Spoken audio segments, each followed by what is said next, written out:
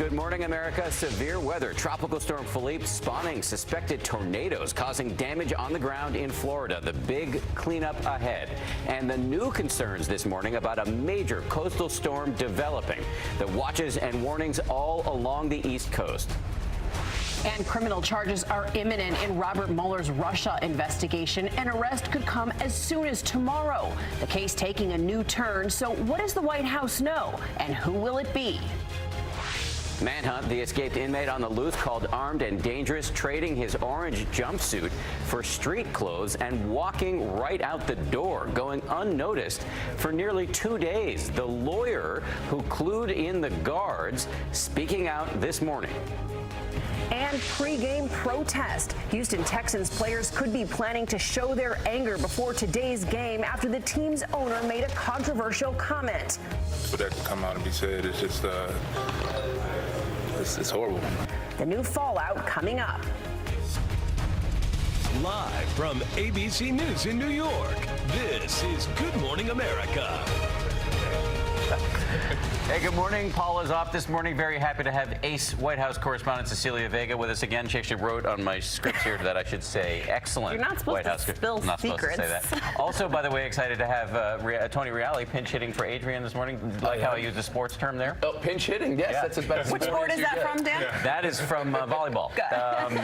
All right, let's stop exposing my lack of sports knowledge and get right to the breaking news this morning. And it's weather news. A rough day for the East Coast. Take a look at the map. Storms from north to south. Yeah, Tropical Storm Philippe hitting Florida as we speak. This video, take a look at it, gives you the sense of just how the power of this storm. A tree crashing down on cars. We've got team coverage this morning. Rob is right here tracking it all, and Victor Oquendo is on the ground in Miami. But let's start with you, Rob. All right, well, Philippe, not very organized, not very strong, but you saw some of the damage there. It had 4 reports of tornadoes across parts of South Florida, the center of which now just south of Miami. It's lopsided, so much of the action now is out to sea, but this is part of a bigger system that's going to really create a mess across the northeast. Trough is digging down across the southeast. It'll pick up part, if not all, of Philippe and bring it up the east coast. We're starting to see that rain. We're starting to feel that tropical air mass across the northeast. And this cold front this low will combine with Philippe to make not just heavy rain, and it'll be tropical heavy rain, but big-time winds beginning later on this afternoon, really getting into the overnight tonight, damaging winds in excess of 50 miles an hour. So charge your stuff tonight and be prepared for maybe some blackouts tomorrow morning.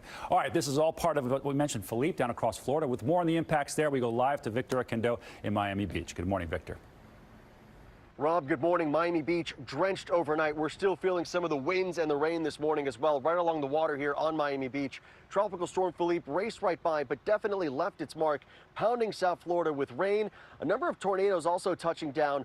4 reported tornadoes from southwest Miami-Dade all the way up to Palm Beach County, and that's where we start in West Palm Beach. Take a look at this video. North of here, this camera rolling on a twister, forming in the distance. Wind gusts of 75 miles per hour recorded along I-95 there. Rainfall totals exceeding 6 inches in some spots. And in Boynton Beach, a mobile home park hit very hard. Fire rescue crews responding. Homes in that area damaged, debris throughout that neighborhood. But thankfully for everyone here in South Florida, no major injuries were reported. This morning, people will be cleaning up and drying out across South Florida. Dan, Cecilia? A big cleanup indeed. We will be keeping an eye on this all morning. Victor, thank you. We want to turn now to those new developments overnight in Washington. Sources confirming to ABC News that special counsel Robert Mueller and his team have filed the first criminal charges in that Russia investigation. An indictment and arrest could come as early as tomorrow. Who could be the target? ABC's David Wright is at the White House. David, good morning to you. Good morning, Dan and Cecilia. This White House is girding for battle this morning. They know that the first indictment is about to drop in the Russia probe, and like us, they're not sure who's about to be charged. Call it Russian roulette. The first criminal charges imminent in the independent counsel's investigation of Russian meddling in the 2016 election and possible collusion by Trump associates. We didn't win because of Russia. We won because of you. ABC News has confirmed that a senior prosecutor from Robert Mueller's office who specializes in fraud cases was at the federal courthouse in Washington Friday, where the grand jury was in session. Mueller's team filed papers with the court. And sources tell ABC News an arrest could come as soon as tomorrow. But who? The special counsel's office declines to say. ABC News reached out to former Trump campaign chair Paul Manafort's legal team, who tell us Manafort has no indication any charges against him could be imminent. We also reached out to former National Security Advisor Mike Flynn's team. No response. The president himself has long dismissed the investigation as a politically motivated witch hunt. The whole Russia thing was an excuse for the Democrats losing the election, and it turns out to be just one excuse. His allies are on the warpath this weekend. Former campaign director Corey Lewandowski on Fox and Friends. The speculation is so insane right now. What we should be focusing on are the continued lies of the Clinton administration. Advisor Roger Stone took to Twitter Friday night to call out CNN reporters who broke the story. His language so derogatory and, in some cases, homophobic that Twitter suspended him. In an interview with the New York Times before news of the indictment broke, the White House lawyer said the president isn't worried. The president has no concerns in terms of any impact as to what happens to them on his campaign or on the White House. Again, that interview was given before news of this indictment broke. As for Roger Stone, he's taking his Twitter suspension as a badge of honor. He texted our own Catherine Faulders overnight saying sometimes the stark truth offends some people. Stark vowed, Terminator style, I'll be back. Dan and Cecilia? I'm sure he will. David, thank you. We want to bring in our chief anchor, George Stephanopoulos, who's going to be hosting this week a little later this morning. George, good morning. Good morning, guys. So give us a little perspective here. Granted, we don't have much information at this point about who's going to be charged, but how significant a development do these charges have the potential to be? Depends on who it is. I mean, I think you're right. We don't really know all that much right now. We know that Mueller's been at work for about 5 months. We know that reaching an indictment after that period of time is relatively quick for a special prosecutor like this. But the fact that we don't know who it is, when we find out who it is, that will actually reveal a lot more about Mueller's strategy. Is this someone very close to the White House? Is he going straight to the top? Or is it someone relatively lower level that perhaps Mueller and his team hope to flip and give information on those who may be higher up the chain? We just don't know the answer to that right now. What we do know is that Mueller has hired a serious team of federal prosecutors, and we now know apparently that first indictment will be announced tomorrow. That shows that this is a serious investigation, likely to go on for some time. And George, you know this, the White House and the president himself has long maintained this is a witch hunt. It's something we hear from him over and over again. How much longer can he continue to use this line of defense? I don't think anything is going to stop the president from using that language all throughout this investigation, no matter what Mueller finds. Although the president, as you just reported, David Wright just reported, that his lawyers are saying, listen, he has nothing to worry about. His actions have at times shown that he has a lot to worry about, beginning with the firing of FBI Director James Comey, which led to the appointment of this special counsel, Robert Mueller. But what the president's doing, what the White House is doing right now, they have a strategy of tarnishing the entire investigation, no matter what it finds, which is why they're raising a lot of questions about past actions of former Secretary of State Clinton and others in the Obama administration. They're trying to muddy up the waters in that way, hoping to color whatever actions Mueller takes. George, thank you very much. And I want to remind everybody, George has a big show coming up this morning. He's going to speak with New Jersey Governor Chris Christie and Congressman Adam Schiff, a member of the House Intelligence Committee, about the latest in the Russia investigation, plus the founder of the Me Too movement joins the show. It's all coming up on This Week right here on ABC later this morning. George, thanks again. Definitely a big day in politics. We look forward to that show. But we do want to turn to our other top story, that massive manhunt for an escaped inmate who we are now learning was on the run for nearly 2 days before police were notified. Yeah, and in a bizarre twist, an attorney is now coming forward to say he alerted jail guards about the breakout the day it happened. ABC's Eva Pilgrim is here with the story. Eva, good morning to you. Good morning. This guy could be anywhere. Authorities say they have no leads, no clue where he is. What they do know, he got a head start, escaping shockingly unnoticed from jail, and is now on the run. A West Virginia inmate gone for almost 2 days before authorities realize he's missing. This morning, an urgent manhunt for 43-year-old Todd Boyes. There clearly is some significant breach in security at this regional jail. If not inside help, then at least big-time incompetence. Security images show Boyes Wednesday morning at about 6, not in his orange jumpsuit, but in khaki pants and a dark pullover casually walking out of this Charleston, West Virginia jail. Despite multiple head counts, officials say jail staff didn't notice he was missing until 7 Thursday night.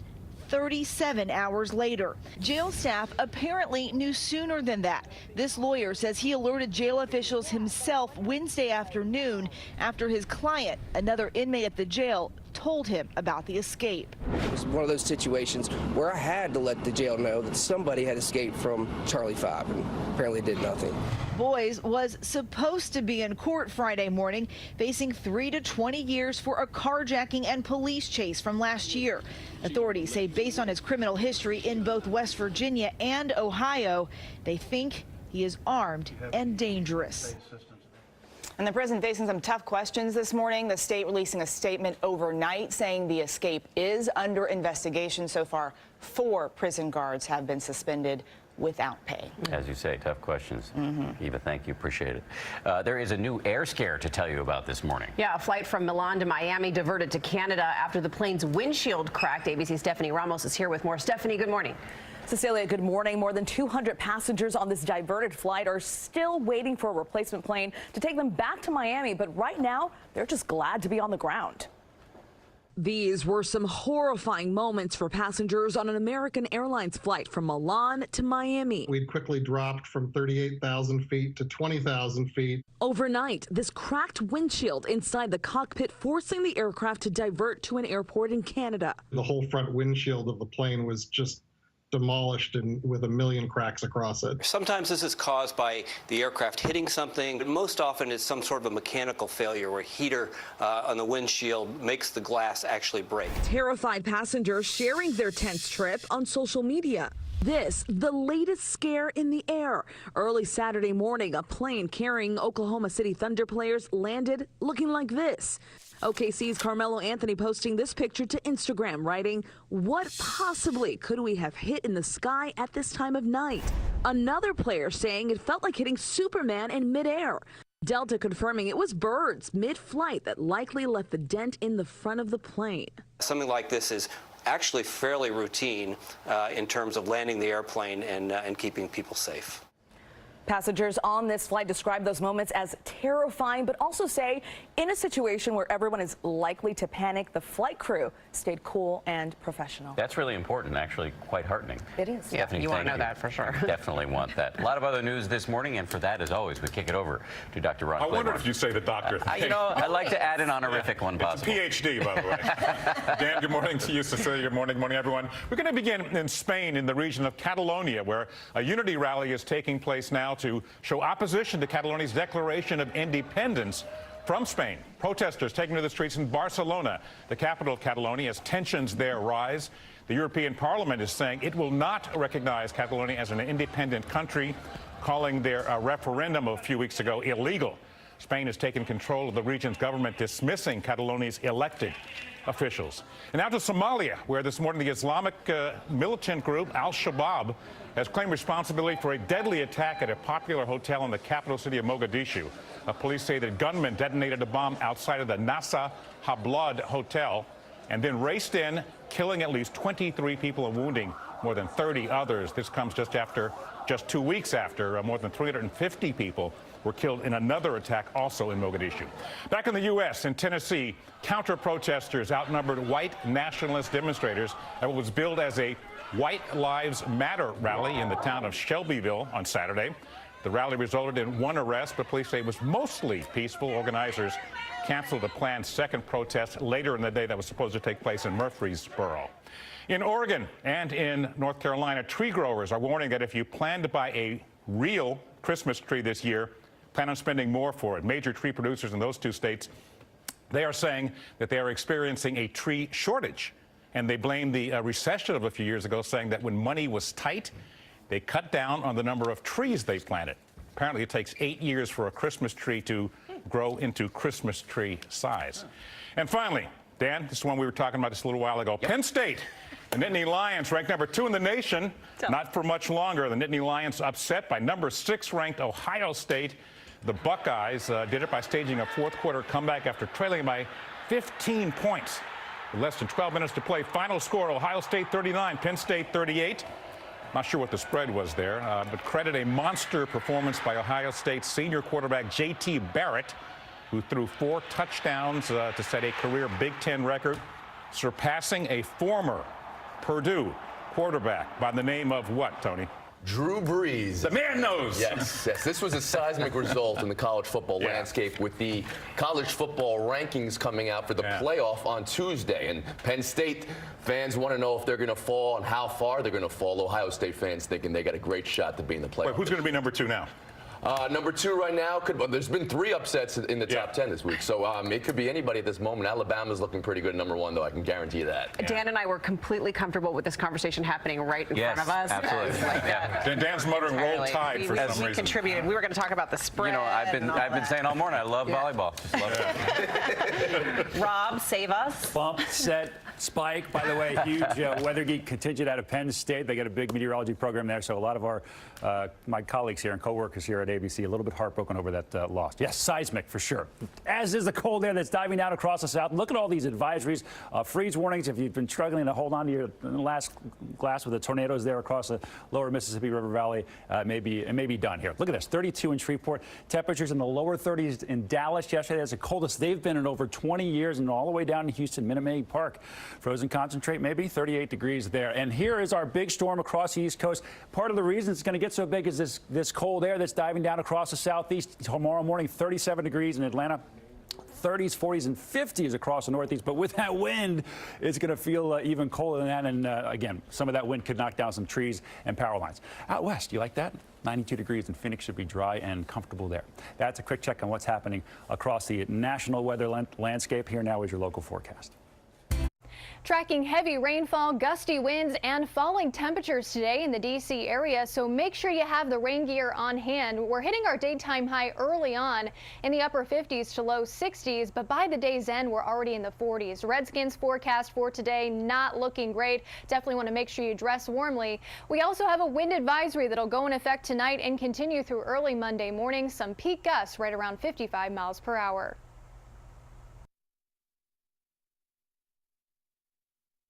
You haven't noticed, I finally got a chair this weekend. I don't know how much longer it's going to last. It's a high chair, which is what and it was in the corner. Is what it is. Yeah, there we go. Back down to earth. I'll be standing next weekend, I'm sure. All right, we got more sports to talk about. It was a big night in the battle for a World Series champ. The Dodgers and the Astros now tied up. ABC's Marcus Moore is in Houston with the highlights, the controversy surrounding the game, and a touching moment. Hey, Marcus.